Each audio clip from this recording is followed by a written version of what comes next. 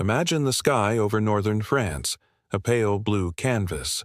Lieutenant Robert S. Johnson is at the controls of his P-47C Thunderbolt, the massive radial engine humming with restrained fury.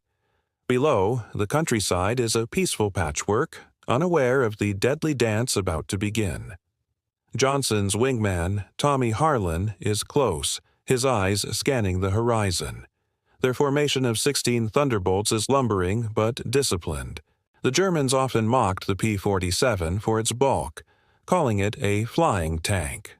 But these pilots knew its true power. It wasn't just big, it was an instrument of survival and vengeance, waiting for the right moment. At 25,000 feet they appear, tiny specks glinting in the sun. German FDU-190s. Oberleutnant Ralph Hermaken, a veteran ace, leads a flight of 4. He sees the American fighters climbing slowly and smirks, anticipating an easy victory against what he thinks are clumsy targets. But as they get closer, he notices the Americans' tight formation. Major Donald Blakesley had drilled his men relentlessly. Maintain altitude, use the P-47's incredible dive speed, and unleash a storm of firepower at the perfect moment.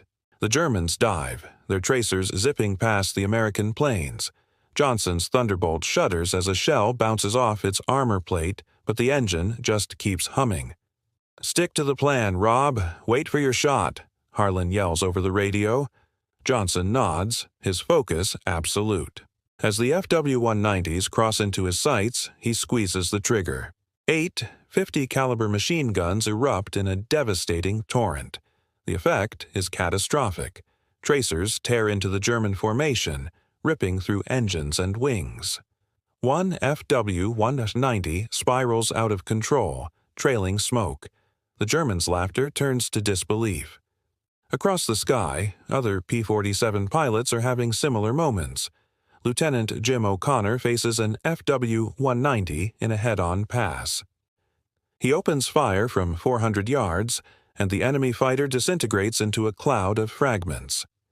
The German pilot bails out, his parachute a silent testament to the Thunderbolt's brutal efficiency.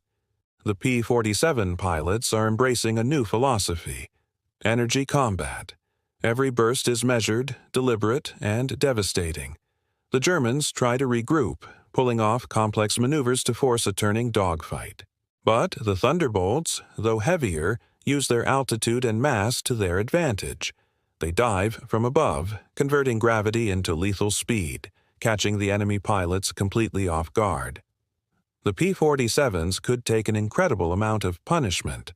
It wasn't uncommon for them to return to base riddled with hundreds of bullet holes, engines hit but still running. The plane's rugged design was becoming legendary.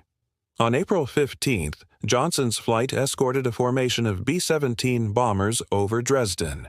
When German Me-109s swarmed to attack the bombers, the Thunderbolts executed their classic tactic: a high-speed dive, a burst of gunfire, and then a climb back to altitude, refusing to get drawn into a low-speed turning fight.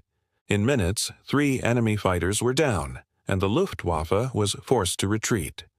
Johnson later wrote in his log, "Our bombs may hit the ground, but today it is our guns that speak first."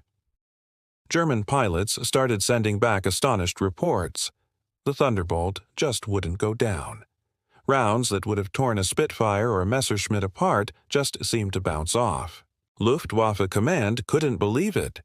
American industrial might had created a fighter that defied their expectations and their experience. By May, the nickname "Flying Tank" was no longer a joke. It was spoken with a mix of awe and fear. The American pilots learned to respect the Thunderbolt. It wasn't a nimble dancer like a Spitfire. It was a heavyweight champion that demanded discipline and precision. As Lieutenant Harlan wrote in his memoirs, "The Thunderbolt taught you humility. It was a machine of immense power, and if you respected it, it kept you alive."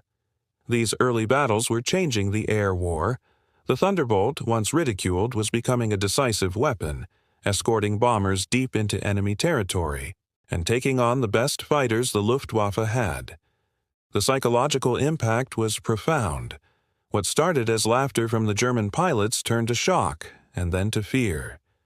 They learned that against the Thunderbolt, traditional dogfighting tactics were useless. Altitude, energy, and overwhelming firepower were the new rules of engagement. These first violent encounters laid the foundation for the Thunderbolt's legendary status. Pilots returned to base, their planes scarred but intact, their ammunition spent, knowing they had faced the best and won. The Jug was here to stay. Thanks for watching. If you enjoyed this look into the history of the mighty Thunderbolt, make sure to like this video. And subscribe to the channel for more stories of aviation history. See you next time.